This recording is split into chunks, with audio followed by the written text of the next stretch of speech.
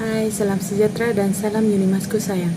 Saya Margaret Jan akan membentangkan bahagian pengenalan. Seperti yang kita tahu, rasuah adalah perbuatan atau tindakan yang menyalahi undang-undang apabila ia bertujuan untuk mendapatkan pertolongan dengan cara pemerasan dan faedahnya untuk diri sendiri.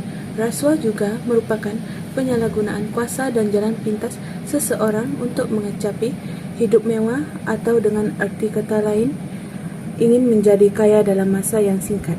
Kebiasaannya, orang yang melakukan budaya ini tidak memikirkan kesan buruknya dan hanya memikirkan keuntungan untuk diri sendiri. Sekian.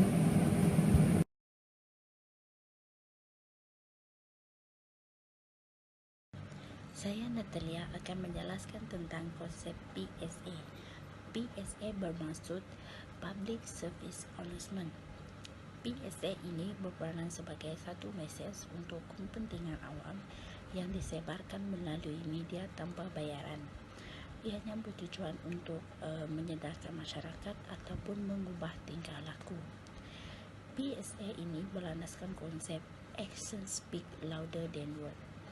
Perbuatan yang dapat dilihat akan mendapat lebih banyak tarikan dari kata-kata.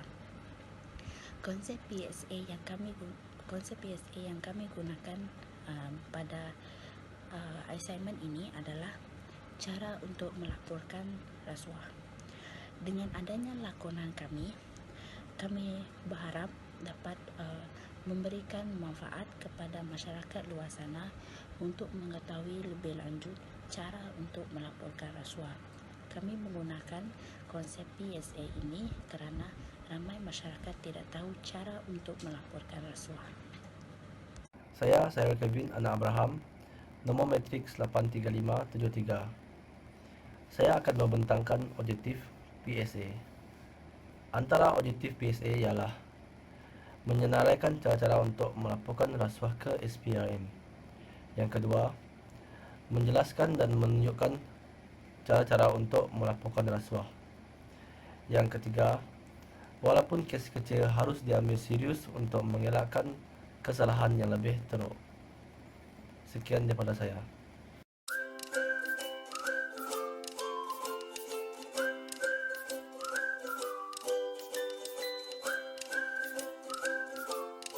Mata kamu ke universiti.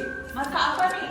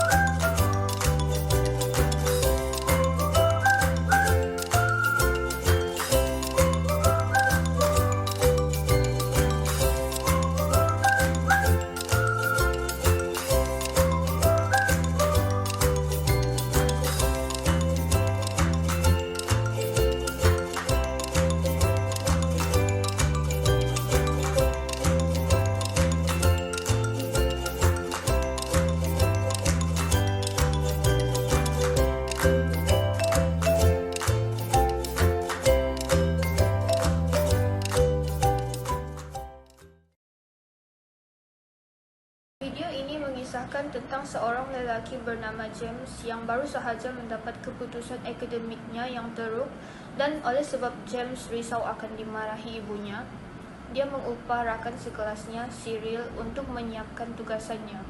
Namun, tindakan tidak bermoral mereka itu ditangkap oleh salah seorang rakan sekelas mereka, Kevin, tetapi Kevin tidak tahu cara untuk melaporkan perkara tersebut. Seterusnya, video ini menerangkan cara-cara untuk melaporkan rasuah dan contohnya. Cara yang pertama ialah melalui laman sesawang rasmi SPRM. Cara yang kedua ialah melalui talian bebas tol. Cara ketiga ialah membuat lawatan ke pejabat SPRM yang terdekat untuk membuat aduan.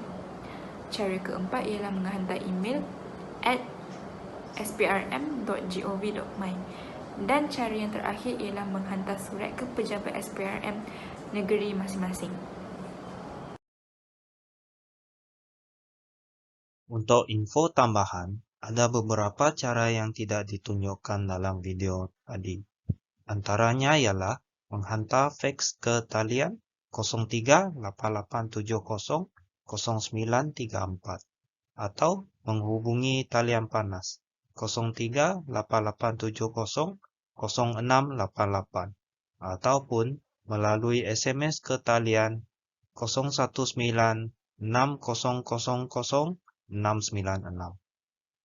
Sebagai pengajaran, rasuah sememangnya semakin menjadi-jadi dan semakin berleluasa dalam kalangan masyarakat. Amalan memberi hadiah atau buah tangan selalunya diibaratkan sebagai sedekah atau penghargaan kepada si penerima. Amalan ini memanglah dianggap baik seandainya ia dibuat dengan niat yang ikhlas dan jujur untuk mengeratkan silaturahim. Namun,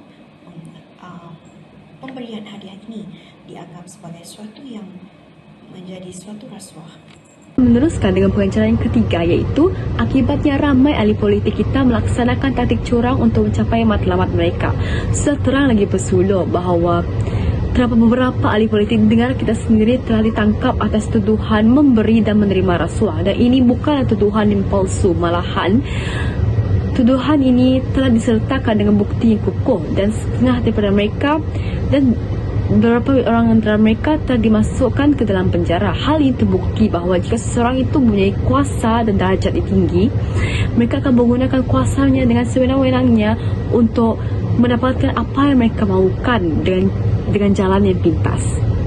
Seterusnya, pengajaran yang keempat, kami sebagai anti rasuah haruslah menyebarkan faktor dan cara untuk mengelakkan diri dari mengamalkan rasuah. Saya sangat setuju dengan pengajaran yang keempat kerana sebagai seorang yang berpegang teguh dengan anti rasuah, kita haruslah bertanggungjawab untuk untuk mengatasi rasuah. Kita haruslah menyebarkan, memberitahu orang di sekeliling kita keburukan dan akibat jika kita membuat rasuah. Baiklah, itu sahaja daripada saya.